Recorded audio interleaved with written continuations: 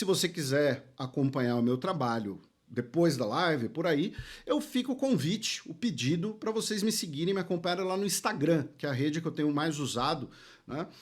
Depois que o Kiko dos Foguetes comprou o antigo Twitter, né? Que é Felipe Figueiredo XV, Felipe com I, tudo junto, XV, de xadrez verbal, não é de outras plataformas de vídeo. Eu tô com essa tipóia porque eu quebrei o braço semana passada, então, né, tem um pouco de limitação. E a camisa, é claro, a camiseta é em homenagem ao Pirulinha, né, que vai sair dessa, certo? Então, vamos começar. O primeiro macrotópico que eu quero apresentar para vocês é histórico, tá? É mostrar um pouco das relações entre Israel e Irã, mostrar que essa guerra atual, ela não é algo simplesmente pontual, não é algo imediato. E para começar a falar de história, eu quero começar falando da importância do Irã. Por quê? Porque muitas pessoas, né, no Brasil podem ter uma imagem pejorativa do Irã como um todo, da história iraniana, acharem que o Irã é insignificante, que é um paizinho qualquer, longe daqui, né? Alguma coisa assim, muitas vezes com visões historicamente preconceituosas, inclusive, tá? Uma coisa que talvez já ajude a ilustrar isso para muita gente, né, que o Irã, até a década de 1930, se chamava Pérsia. Né? Os persas são a principal etnia do Irã, a maior etnia do Irã. O Irã tem várias outras populações, a gente vai falar disso, mas o Irã, né, os dois nomes são históricos, né? Irã e persas. E Irã, inclusive, é uma das raízes da palavra ariano, né? Dos idiomas indo-arianos, enfim. Então, eu gostaria de começar desmistificando um pouco, para quem tiver eventualmente essa opinião, de que o Irã é um país insignificante, ou de que é um país, né, sei lá, muito distante, que não tem nada a ver, é um país eco como qualquer outro, algo assim. Né? Primeiro, o Irã, ele é a 17ª maior área do mundo, é o 17º maior país do mundo.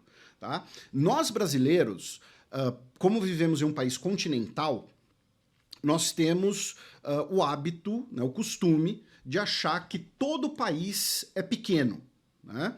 Achar que todo país é minúsculo. Porque para nós brasileiros, o que é um país grande para nós? Né? Brasil, Estados Unidos, Canadá, Rússia, China, Austrália. Né? São os países continentais. O Irã, ele pode não ser do tamanho do Brasil, mas ele é a 17ª maior área do mundo e a 17ª maior população do mundo. São mais de 90 milhões de pessoas, tá, gente? Em comparação, a população israelense é pouco mais da casa de 10 milhões, tá? Então o Irã é um país grande, é um país que tem uma população grande. Se a gente pensar no PIB, né, o Produto Interno Bruto, ou seja, a soma de toda a riqueza produzida no país, adaptado para o poder de paridade de compra, né, o chamado PIB-PPP, o Irã é a 23ª maior economia do mundo.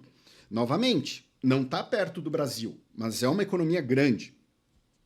Se a gente pensar no PIB nominal, é a 37ª economia. Tá? Então, a gente está falando de um país que é um dos 20 maiores, um dos 20 mais populosos e a 23ª maior economia em PIB-PPP. Se a gente for por PIB nominal, é a 37ª, e se a gente for por PIB-PPP per capita, é a 95ª. Aí ele cai um pouco, a gente vai falar um pouco disso. Outra coisa interessante, né, e para quem quiser conhecer um pouco mais da história do Irã, tá, né, da história da Pérsia e do Irã, tem 2 nerdologias sobre o país, tá? Para quem quiser assistir, vídeos mais curtos. E tem um outro podcast, tá? Já podem marcar no bingo, chamado Fronteiras Invisíveis do Futebol, que eu faço com o Matias, que está pausado, que a gente falou da história do Irã e da Pérsia, tá? O Irã, ele tem algumas características importantíssimas, tá? Pra gente ter em mente nessa live aqui. Uma delas é que o Irã tem um solo riquíssimo. Tá? Em minério de ferro, em vários minerais importantes, e 10% das reservas de petróleo do mundo inteiro, e 15% das reservas de gás. Tá? Então, quando falamos em hidrocarbonetos, não podemos tirar o Irã dessa conta. Inclusive, o Irã está ligado a quase o berço da grande exploração de petróleo. Né? O berço da exploração de petróleo contemporânea é o atual Azerbaijão. Porém, o Irã, na época Pérsia ainda, era o país, era o território, melhor dizendo, onde os britânicos mais extraíam petróleo no início do século XX. Né? A British Petroleum, atual BP, né? Ela foi fundada como Anglo-Persian Oil. Tá? Então, essa é uma coisa que vocês têm que ter em mente. O Irã tem um solo riquíssimo. Segunda coisa que vocês precisam ter em mente, a posição geográfica do Irã. Tá? O Irã, o Planalto iraniano, ele faz uma grande ponte terrestre que liga o que, né, ali no que nós convenhamos chamar de Oriente Médio, né, hoje em dia se costuma mais usar o termo Ásia Ocidental, porque o Oriente Médio é um termo eurocêntrico, né, mas o Irã é uma grande ponte terrestre que liga a Ásia Central, subcontinente indiano, o território que historicamente conhecemos como Mesopotâmia, e dali para a África e para a Europa. Tá? O Irã é uma das pontes terrestres mais importantes do mundo. Por isso que a dominação do Irã, durante muito tempo, foi um dos principais focos do imperialismo europeu. O Irã, ele não foi colonizado, propriamente dito, tá? Mas ele sofreu tratados desiguais, tal como a China, por exemplo, pelas potências europeias, especialmente russos e britânicos, tá? No longo século XIX, ou seja, no século XIX até a Primeira Guerra Mundial, como parte do chamado Grande Jogo. Né? Tem umas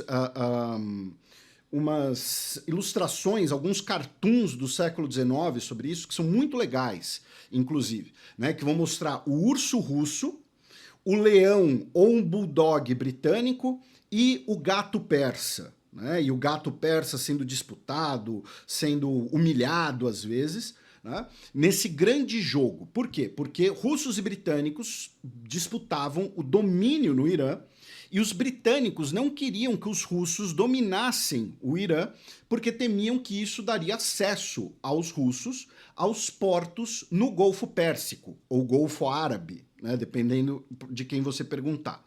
Tá? Isso está, por exemplo, na origem da criação do Afeganistão. Né? O Afeganistão ele era um tampão entre o antigo Império Russo e o antigo Império Britânico. Porque se vocês olharem os países que o Afeganistão faz fronteira, né, ao norte, o Tajiquistão, por exemplo, era parte do Império Russo. Ao sul, Paquistão, Índia, eram parte do Império Britânico. Então, o Irã tem essa posição geográfica muito importante, que vocês têm que ter em mente, tá? E, além dessa importância geográfica de recursos minerais, o próprio Irã também é uma grande... uma nação com uma história muito longa, uma civilização com uma história muito longa, muito rica, muito diversa, que não tem como a gente abordar aqui nessa live direito, né? Mas o Irã / Pérsia também foi uma potência em diferentes momentos da história, né? No mínimo uma potência regional. E, nesse sentido, o Irã passou por rivalidades com árabes, com o Império Otomano e depois com a República da Turquia, né? Lembrando que o termo turco-otomano ele é um pouco anacrônico. E com os russos. Né? Os iranianos perderam território para os russos. Né? O que hoje é o Azerbaijão, por exemplo, já foi território iraniano.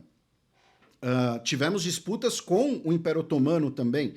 Então, desculpem, o que hoje é a República da Armênia foi disputada entre persas e otomanos. Temos a rivalidade com os árabes, que inclusive está ligado, né, à divisão sectária do Islã. Né? A maioria dos muçulmanos no mundo são sunitas. Porém, existem também os xiitas E o Irã é o maior país xiita do mundo. Existe uma visão popular de que xiita significa fanático, né? De que xiita é um termo pejorativo, algo assim. Tá? Não tem nada a ver. Xiita é uma prática religiosa e você vai ter grupos muito fanáticos, grupos muito extremistas e violentos dentro do sunismo também, tá? Então, né, o auto-intitulado Estado Islâmico, por exemplo, eles eram sunitas, né, a vertente mais extrema do sunismo, que é o wahhabismo. Enfim, então a gente pegou esses primeiros 10 minutos, mais ou menos, para fazer essa breve... A partir daqui, o que eu quero que vocês tenham em mente?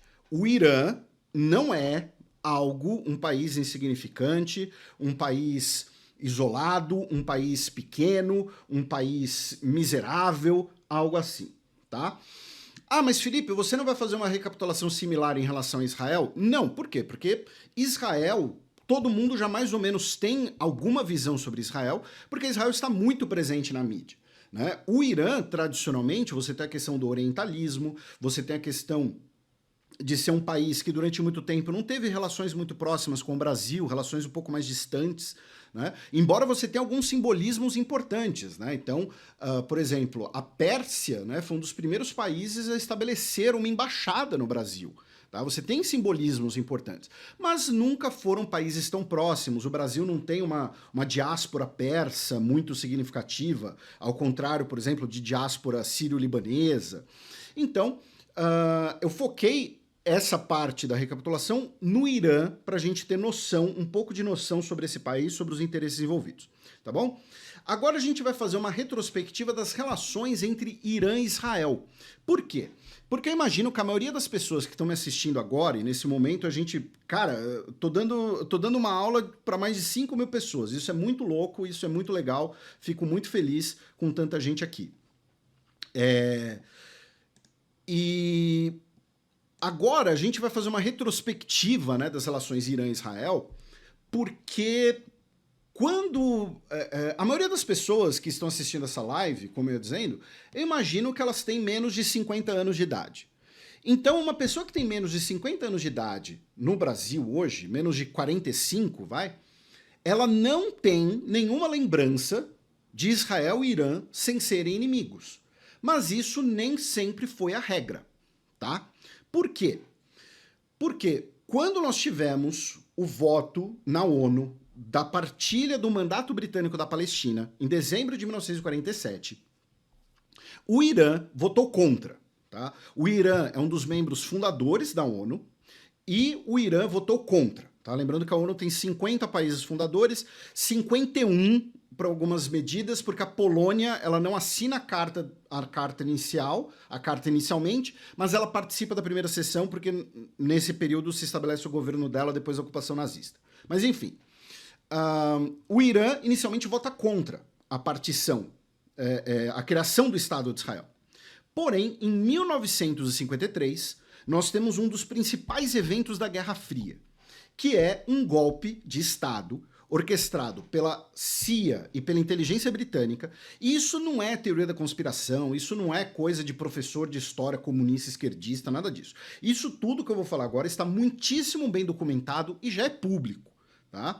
Mas em 1953, o premier do Irã, o Mohammad Mossadegh, ele é deposto em um golpe de Estado, entre aspas, pró-Ocidente. Por que ele foi deposto? Porque ele queria nacionalizar as reservas de petróleo. Então, ele é deposto nesse golpe, é conferido mais poder à monarquia persa, que se torna um governo cada vez mais autoritário, e esse governo, então, agora pró-Ocidente, na lógica da Guerra Fria, vai também estabelecer boas relações com Israel. Até porque, além da Guerra Fria, lembra que eu falei que os persas, historicamente, têm uma rivalidade com alguns países árabes? Israel e o Irã vão, durante a Guerra Fria, verem os países árabes como uma ameaça comum, tá?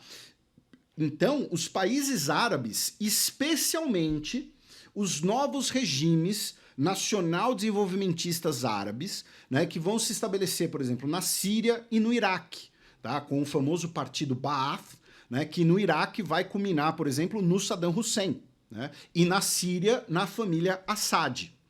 Então, Israel vê esses países como uma ameaça, porque são países árabes que não reconhecem a existência de Israel, que já tiveram guerras com Israel. A Síria, né, inclusive, né, é um dos principais países do que os israelenses chamam de guerra de independência, em 1948. E a monarquia iraniana vai ver esses países também como uma ameaça, porque além de serem árabes, além de terem disputas territoriais, são um modelo de governo completamente oposto. São repúblicas seculares nacional-desenvolvimentistas. O Irã, nesse momento, era uma monarquia quase absolutista, extremamente autoritária.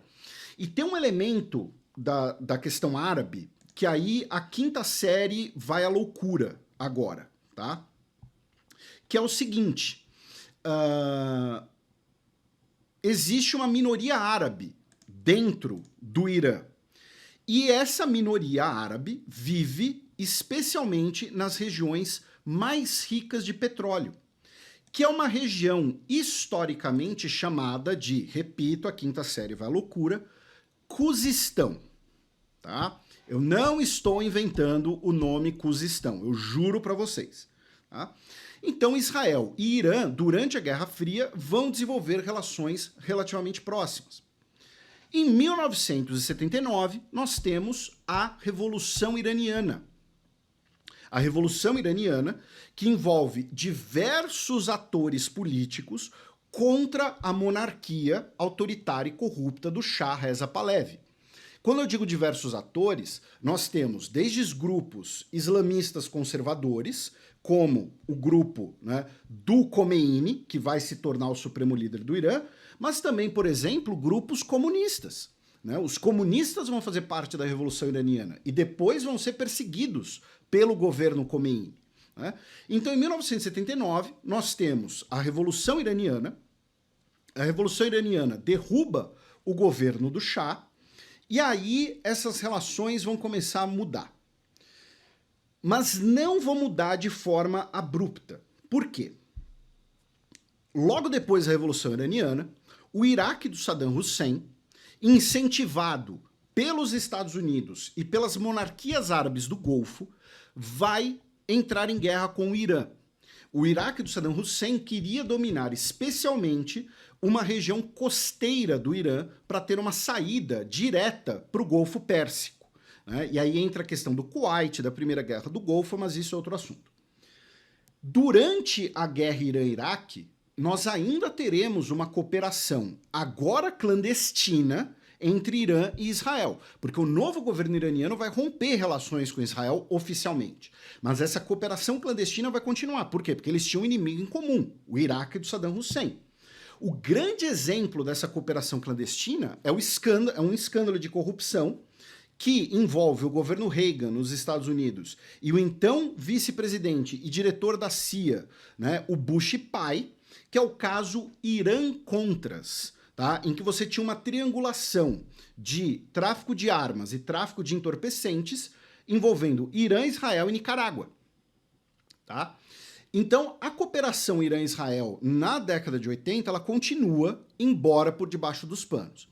E um esclarecimento que eu gostaria de fazer, após a Revolução de 79 no Irã, a Revolução Islâmica de 79, não é correto dizer também que o Irã se tornou um país aliado à União Soviética, tá? Inclusive tem uma famosa carta do Khomeini para o Gorbachev, dele dizendo que o comunismo não daria certo, que o comunismo e o Islã não conseguiriam conviver, não dialogariam, enfim, tá? Então, o que vai acontecer a partir dos anos 1990? E aí eu espero que a live não caia, né? Porque isso é o mais importante. Nós temos o fim da guerra Irã-Iraque em 1988. Em 1990, o Iraque do Saddam Hussein invade o Kuwait. Temos a Primeira Guerra do Golfo em 1991. Tá? Então, o poderio iraquiano é bastante desgastado nesse período. Então, nos anos 1990, o Irã, se recuperando da guerra Irã-Iraque, que foi muito custosa para os dois países, tá? Que foi muito custosa em vidas, em material. O Irã vai buscar se projetar, esse novo governo iraniano vai buscar se projetar como uma potência regional e construir uma rede de relações, uma rede de alianças regional. E essa rede de alianças vai ser baseada em 2 fatores. O primeiro deles, apoio aos grupos xiitas, tá? Na região, apoio às populações xiitas na região, melhor dizendo.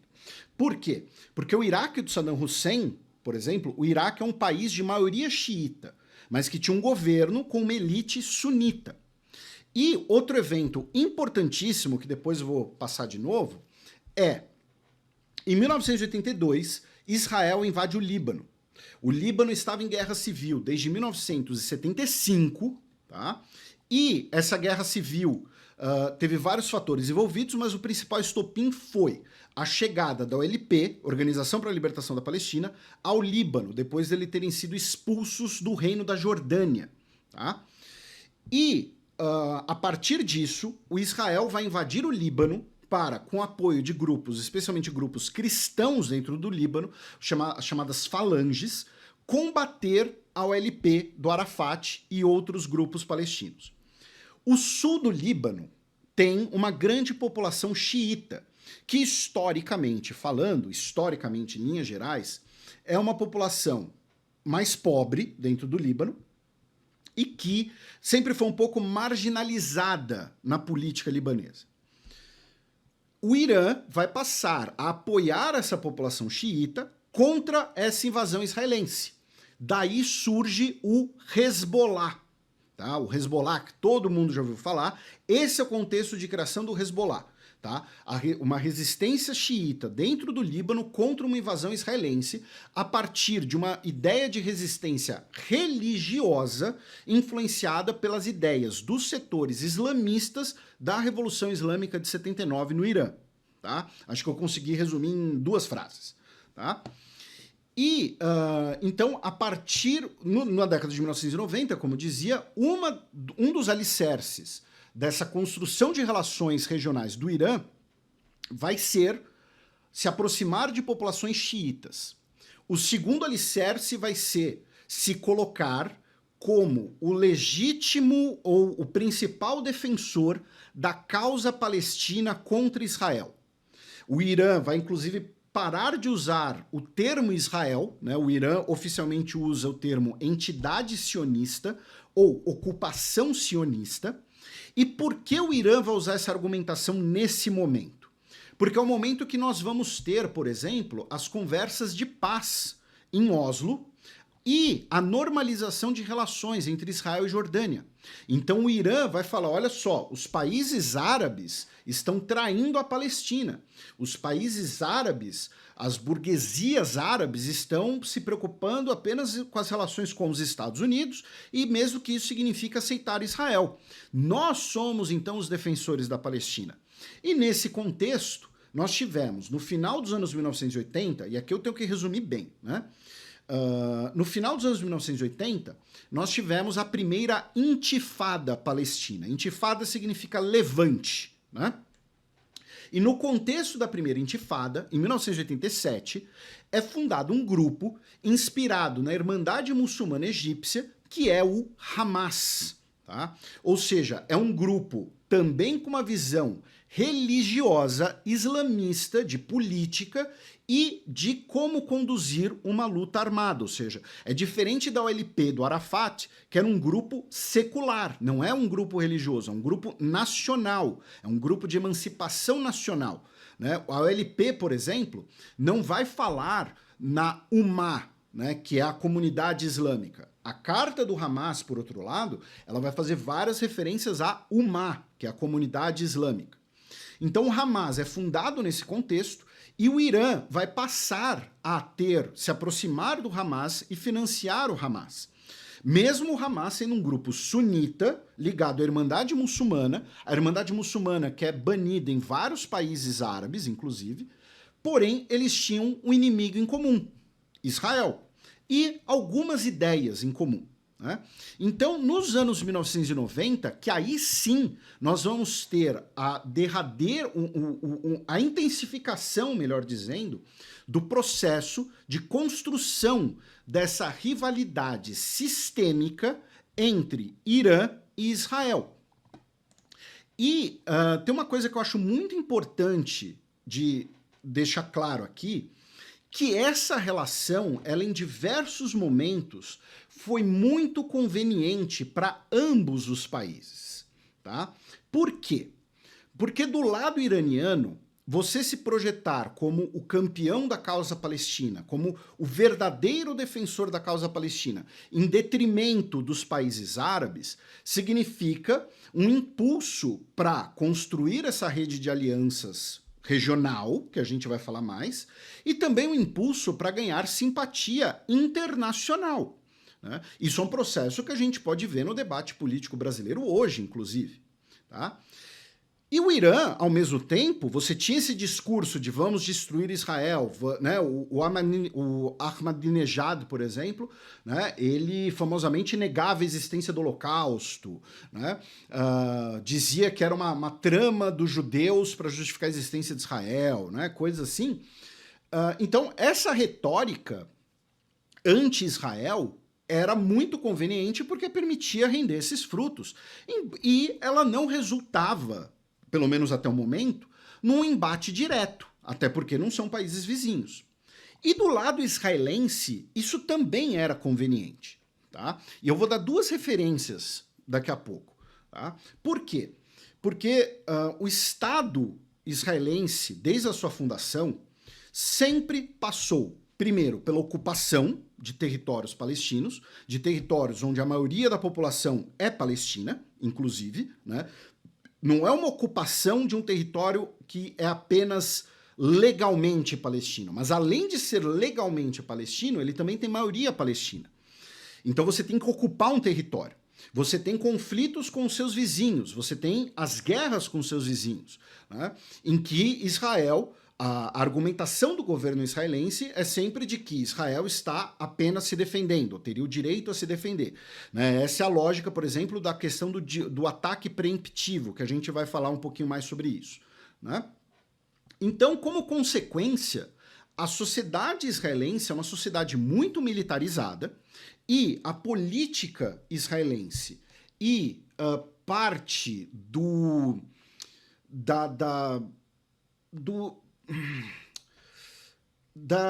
clima social israelense é ligado sempre à ideia de um inimigo existencial.